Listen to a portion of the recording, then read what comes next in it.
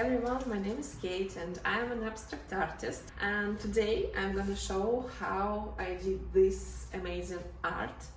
It's very easy and I was using for it aluminium foil and paper.